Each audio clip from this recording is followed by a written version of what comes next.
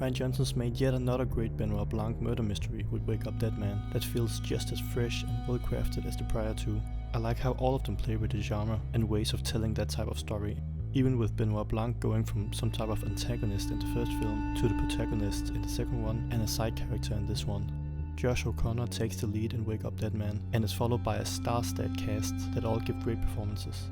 There's so much setup that felt like it just kept going, but that also gave room to a great mystery and so many puzzles being introduced at several points throughout that had to be solved before seeing the whole picture, which also means that there's a lot of satisfying payoff.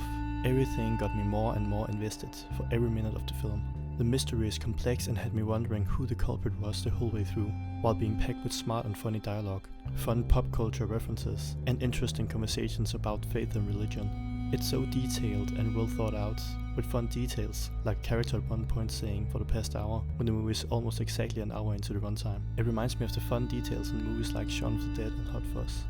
It also uses a visual detail, like bright golden sunlight coming in through the windows, with extreme lighting changes when suddenly stormy weather begins or a big cloud passes by, making the scene look much darker, timed with what is happening in the dialogue or story-wise. The setting is a small old American town with the neo-Gothic church as a centerpiece, surrounded by a forest and in general a lot of green. At first the cinematography didn't impress me that much. At one point I even thought it was shifting to a mockumentary style interview, but there were some really beautiful shots sprinkled throughout and I ended up being very impressed by the visuals. I loved so much about this movie and I can't wait for the next Benoit Blanc mystery or whatever else Rian Johnson does next.